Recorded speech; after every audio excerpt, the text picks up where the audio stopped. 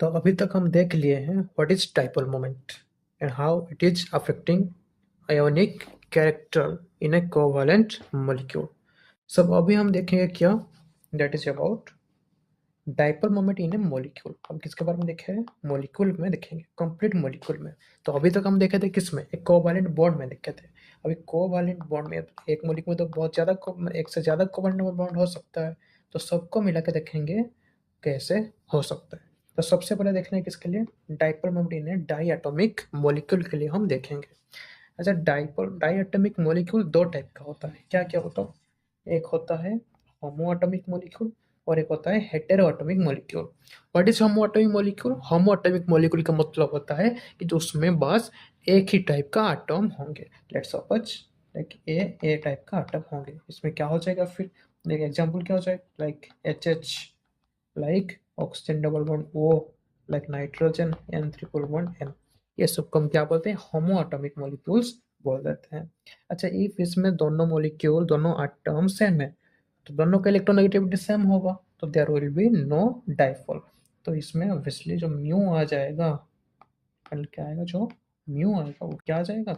Zero आ जाएगा। If mu equal to zero, इसमें क्या आ जाएगा? म्यू इक्वल टू जीरो आ जाएगा। इफ हेटेरोएटॉमिक मॉलिक्यूल है, हेटेरोएटॉमिक मतलब क्या हो गया?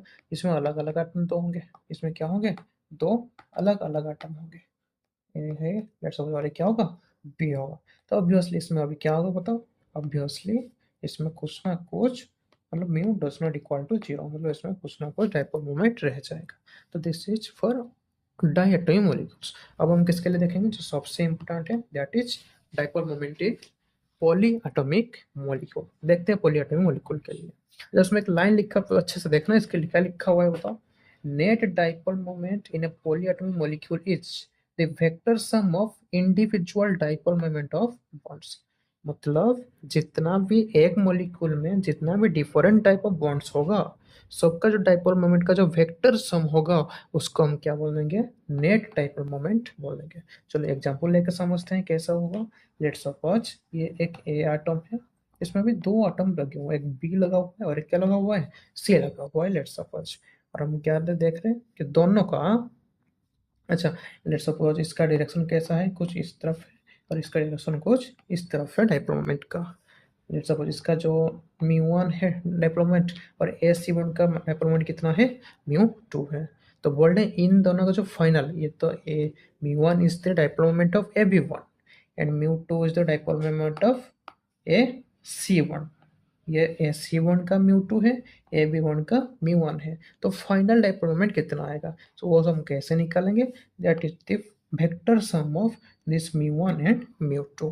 तो उसका रिजल्टेंट कहाँ आएगा? इफ ये इस डायरेक्शन में जा रहा है, इफ ये इस डायरेक्शन में जा रहा है और ये इस डायरेक्शन में जा रहा है, तो अब इसलिए जो फाइनल वाला रिजल्टेंट होगा कहाँ पे आएगा? कुछ इस डायरेक्शन में आएगा। हम बोल सकते हैं कुछ इस डायरेक्शन में आएगा mu resultant.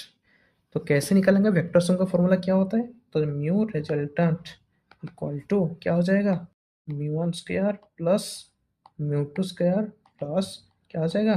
2 mu 1 mu 2 cos theta का रूट ओवर। ये क्या आ जाएगा हमारा? Mu resultant. तो ऐसे हम निकाल सकते हैं क्या? Net dipole moment of a molecule. फिर से लिख दे रहे हैं, mu resultant equal to mu 1 square plus mu 2 square plus 2 mu 1 mu 2 cos theta का root over. What is theta? That is the angle, that is theta.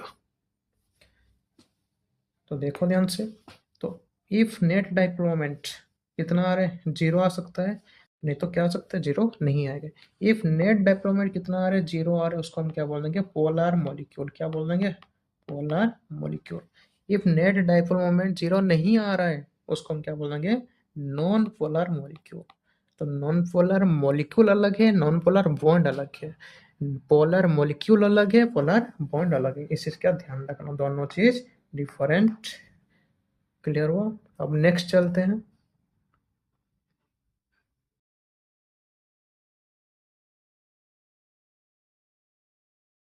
तो चलो अभी कुछ देखते हैं, हमको एग्जाम्पल्स लेके देखते हैं। जैसे सबसे पहले हम क्या लिखे हैं? That is BeCl2। क्या लिए हैं हम? BeCl2। तो BeCl का स्ट्रक्चर कैसा होता है? कुछ बी, इधर होगा क्लोरीन, इधर भी क्या होगा? क्लोरीन होगा। अच्छा, इनमें एंगल कितना है? चलो पहले डायरेक्शन बताओ, डायरेक्शन कैसे होगा बता दो।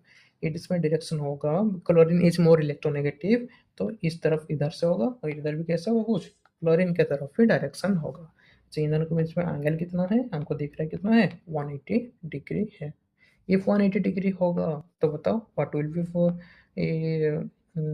इफ इसका म्यू 1 है और सब इसका कितना है, म्यू 2 है, तो म्यू रिजल्टेंट कितना आ जाएगा, what will be mu resultant, कितना आ जाएगा बताओ, म्यू 1 स्क्वायर प्लस क्या आ जाएगा, mu 2 square plus 2 mu 1 mu 2 cos theta का क्या आता है, रूट। जब रूट ओवर आएगा तो क्या आ जाएगा, जल्दी बताओ, ध्यान से बताना। म्यू 1 का वैल्यू जो होगा म्यू 2 का वैल्यू वही होगा, क्योंकि दोनों जो एटम क्या है, दोनों एटम ही क्लोरीन है, दोनों ये भी क्लोरीन है, ये भी क्या है, क्लोरीन है। तो म्यू 1 का वैल्यू जो होगा म्यू 2 का वैल्यू भी वही होगा। तो हम ऐसे लिख सकते हैं, 2 म्यू 1 स्क्वायर, ऐसे लिख सकते हैं, प्लस 2 म्यू 1 इंटू म्यू 2, ये भी क्या हो जाएगा बताओ, 2 म्यू 1 स्क्वायर हो जाएगा, क्योंकि म्यू 1 म्यू 2 का वैल्यू क्या है, सेम है, इंटू कॉस थीटा, कॉस कितना है, 180 डिग्री है, और सबका क्या आ जाएगा, रूट ओवर। तो फाइनली बताओ म्यू रिजल्टेंट क्या आ चुका है, 2 mu 1 square plus 2 mu 1 square, और कॉस 180 का वैल्यू होता है कितना, -1। और जब इसमें निकालेंगे फाइनली म्यू रिजल्टेंट कितना आ जाएगा, 0 आ जाएगा। इसका मतलब क्या होता है, जब म्यू रिजल्टेंट या म्यू नेट इसको बोल देंगे कितना आ चुका है, BCl2 के लिए 0 आ चुका है, तो इसके लिए म्यू नेट कितना आ चुका है, 0। इसका मतलब it is a non polar molecule, it is a non polar molecule. But इसका जो बॉन्ड है, बट जो BeCl बॉन्ड है, that is polar bond too, but complete BeCl2 is non polar molecule. मेरे बात समझ में आ गया होगा सबको, क्लियर है। चलो अभी नेक्स्ट देखते हैं किसके लिए, सेम। अच्छा CO2 का स्ट्रक्चर कैसा होता है, same, it is like BeCl2, तो इसके लिए भी तो सेम ही आएगा, इसके लिए भी कितना आ जाएगा म्यू नेट, इसके लिए भी म्यू नेट इक्वल टू 0 आ जाएगा, और वो भी क्या हो जाएगा, नॉन पोलर ही मॉलिक्यूल ही होगा। समझ में आ गया सबको। अब देखते हैं हम किसके लिए, दैट इज वाटर के लिए। किसके लिए देखते हैं अभी, वाटर के लिए देखते हैं, ध्यान से देखना। अच्छा वाटर का स्ट्रक्चर कैसा होता है, इसके लिए स्ट्रक्चर जानना बहुत जरूरी है, बिना स्ट्रक्चर में इसका करना मुश्किल हो जाएगा। तो ये है वाटर, क्या यही वाटर है, ये तो वाटर है लेकिन इसमें आधा है, इसमें पूरा कंप्लीट नहीं हुआ है, इसमें कंप्लीट तब होगा जब क्या देंगे हम, दो लॉन पेयर देंगे साथ में। और ये एंगल कितना होता है, करीब करीब करीब 10 कितना होता है, 4 डिग्री के करीब होता है, यही ना होता है, हाँ यही होता है। तो जल्दी बताओ इसका डायरेक्शन कैसे होगा, किसके तरफ होगा। Obviously oxygen is more electronegative than hydrogen, तो इसका डायरेक्शन कुछ इस तरफ आएगा, इसका डायरेक्शन कुछ इस तरफ आएगा। अच्छा बट इसका जो भी म्यू होगा, इसका वैल्यू कितना होगा, वही म्यू होगा। अच्छा इसमें इतना नहीं है, इसमें साथ में क्या है बताओ, जल्दी बताओ साथ में क्या है, दो लोन पेयर भी, अरे लोन पेयर भी तो, लोन पेयर का भी तो कुछ डाइपोल मोमेंट होगा, कुछ डाइपोल, कुछ उसका भी तो कुछ मोमेंट होगा, ऑब्वियसली होगा। तो वो ध्यान रखना, उसका ऑलवेज डायरेक्शन कितना होता है, टुवर्ड्स लोन पेयर ही होता है। तो एक एटम और एक लोन पेयर के बीच में डायरेक्शन कैसे होगा, that is always towards lone pair. But उसमें मैग्नीट्यूड को हम उसमें क्या क्वांटिफाई नहीं कर सकते हैं, बट लोन पेयर के साथ हम ओनली क्या कर सकते हैं, हम उसका डायरेक्शन दिखा सकते हैं।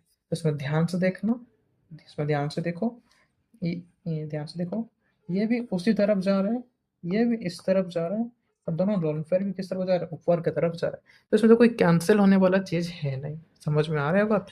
तो इसमें का जो म्यू नेट होगा, that will not be equal to 0, समझ में आ गया होगा। तो इस केस में, in case of water, mu net will does not equal to 0। तो ये कैसा हो चुका है, इससे पोलर मॉलिक्यूल, ये क्या हो चुका है, पोलर मॉलिक्यूल हो चुका है। इसका बॉन्ड भी पोलर है और मॉलिक्यूल भी क्या है, पोलर। नेक्स्ट देखते हैं VF3, what is the structure of VF3, जल्दी बताओ। अच्छा BF3 का स्ट्रक्चर कुछ इस टाइप का होता है, BF जिसका हाइब्रिडेशन होता है sp2। इफ इसका हाइब्रिडाइजेशन sp2 है, इनमें एंगल कितना होगा, 120 डिग्री का होगा। सब बॉन्ड सेम है तो इसका भी म्यू होगा, तो इसका भी कितना होगा, म्यू होगा, इसका भी कितना होगा, डेवलपमेंट म्यू होगा, डायरेक्शन तो इस टाइप का होगा। समझ में आया बात, अच्छा ओके। तो लेट्स सपोज हम पहला देखेंगे, जल्दी बताओ। पहला देखते हैं किसके लिए। इस BF1, ये वाला BF1 और ये वाला BF1, ये दोनों BF1 का जो रिजल्टेंट कहाँ पे आएगा, बताओ कहाँ पे आएगा? कुछ इस तरफ आएगा इनका रिजल्टेंट। समझ में आया बात? इनका रिजल्ट कुछ इस तरफ आएगा।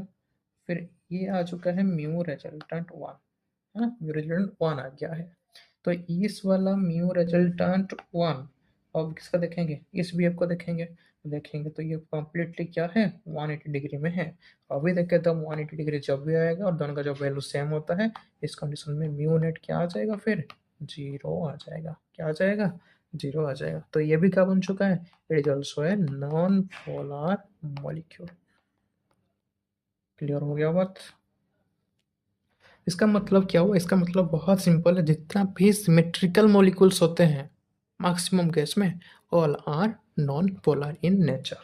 जैसे CH4 है, CH4 कैसा होता है, CH H and H।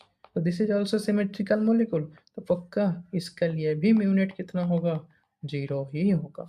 PCl5, same for PCl5। PCl5 कैसा होता है, chlorine chlorine chlorine chlorine and chlorine.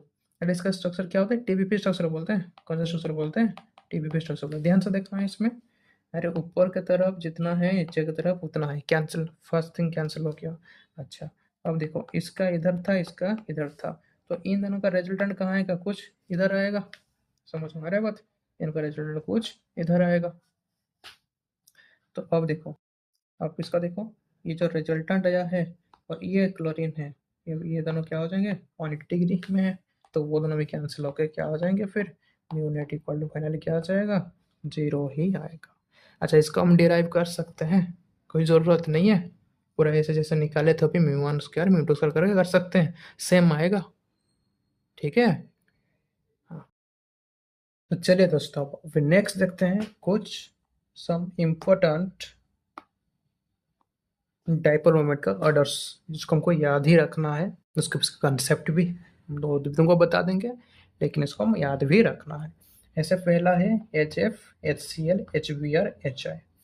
तो इनमें क्या होना चाहिए? अच्छा, हमको मालूम है कि fluorine is most electronegative atom, तो इसके ऊपर सबसे ज़्यादा नेगेटिव चार्ज होगा, जिसके ऊपर सबसे कम नेगेटिव या डेल्टा व पार्शियल नेगेटिव चार्ज होगा। इसलिए इसमें, अच्छा, म्यू का फॉर्मूला क्या था, और तो formula mu Q into D था। दो फैक्टर आ रहा था, एक तो Q वाला फैक्टर और एक D वाला फैक्टर। तो इसमें Q वाला फैक्टर डोमिनेट कर रहा है, इसलिए HF का सबसे ज़्यादा, फिर HCl, फिर HBr, फिर HI का आ रहा है। अब चलो नेक्स्ट 2 में, ये क्लियर हो गया। 2 में देखते हैं। 2 में क्या क्या दिया हुआ है, एक दिया हुआ है H2O और एक क्या दिया हुआ है, NH3। कैसा होता है H2O NH3, सेम, सॉरी, वो है H है, H है, ये है वाटर, N है, H है, H है, H है। इसमें भी वही कंसेप्ट, क्योंकि नाइट्रोजन के पास is less electronegative than oxygen, इसके पास थोड़ा सा, इसमें थोड़ा सा कम होगा डेल्टा पार्शियल नेगेटिव चार्ज, और ऑक्सीजन के पास थोड़ा सा ज़्यादा ही होगा। तो इसमें ऑल्सो Q वाला फैक्टर डोमिनेट करता है, इसीलिए ऑर्डर का ज़्यादा होता है, और अमोनिया का क्या होता है, कम हो जाता है। नेक्स्ट आता है किसका, that is H2O and H2S। Next क्या है, that is H2O and HTS। तो इसमें कौन सा फैक्टर डोमिनेट किया, that is Q। H2O and H2S same चीज, किसमें, H2O में ही ज़्यादा होगा, किसमें कम हो जाएगा, H2S। कौन सा फैक्टर डोमिनेट किया, that is चार्ज वाला factor. Oxygen is more electronegative than sulphur. Next वाला फैक्टर क्या है, बहुत ही इंपॉर्टेंट, ध्यान रखना इसको, ये बहुत ही इंपॉर्टेंट है, that is CH3F and CH3Cl।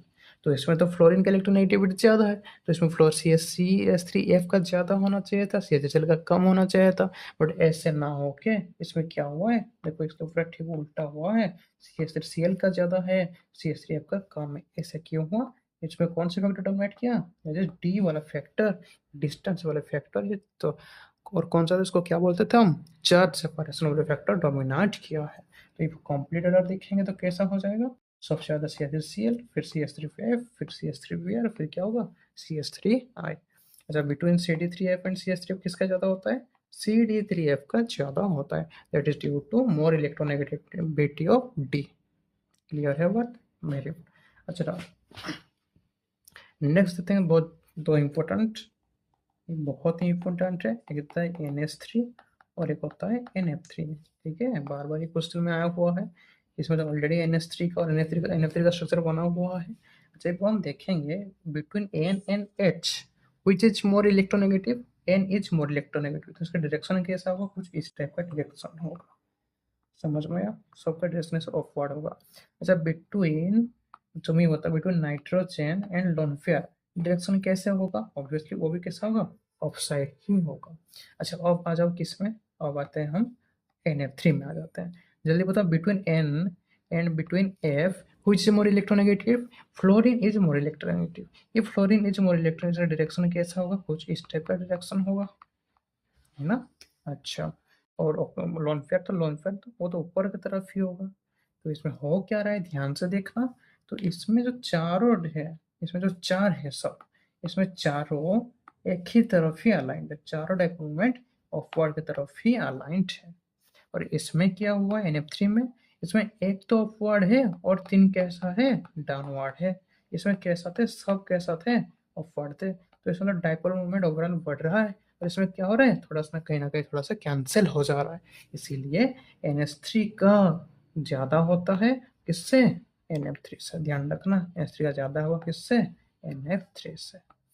अब आते हैं हम किस में, ये वाला फैक्टर। अच्छा, हम पढ़ेंगे ऑर्गेनिक में, इसको हम कौन सा बोलते हैं, इसको बोलते हैं ट्रांस। इसको क्या बोलते हैं, ट्रांस। इसको क्या बोलते हैं, सिस। ऐसे कैसे, अच्छा, इसमें जो फ्लोरीन है ना, ये जो फ्लोरीन देखो ऑपोजिट डायरेक्शन में लगे हुए हैं, और इसमें दोनों फ्लोरीन कहाँ लगे हुए हैं, सेम तरफ लगे हुए हैं। तो जिसमें ऑपोजिट लगे होते हैं उसको ट्रांस बोलते हैं, जिसमें सेम तरफ लगा होता है उसको क्या बोलते हैं, सिस बोलते हैं। तो हो क्या रहा है, उससे क्या होगा, तो इसमें जो डायरेक्शन होगा CF का ऐसे होगा, और इस तरफ भी ऐसे होगा। तो ऑब्वियसली क्या हो जा रहा है, वो तो कैंसिल हो जा रहा है, ये 180 डिग्री है, और इसमें तो कहीं ना कहीं कैंसिल ना होगा। इसमें क्या नहीं होगा, क्या, कौन सा, ये तो इस ऐसे होगा, सॉरी, ये कुछ इस तरफ होगा और ये कुछ इस तरफ होगा। इसमें कैंसिल तो नहीं होगा, और इसमें क्या हो जा रहा है, कैंसिल हो जा रहा है। इसीलिए क्या होता है, सीस का ज़्यादा होता है, ट्रांस का कम होता है। तो ये था तुम्हारा कंप्लीट डाइपोल मोमेंट। हम क्या देखे, डाइपोल मोमेंट कहाँ से आया, कैसे हुआ, फिर उसको देखिए, उसका एग्जाम्पल देखिए, फिर वेक्टर सम देखिए, और वो कुछ इंपॉर्टेंट हम ऑर्डर देख लिए। तो सबको धन्यवाद वीडियो देखने के लिए।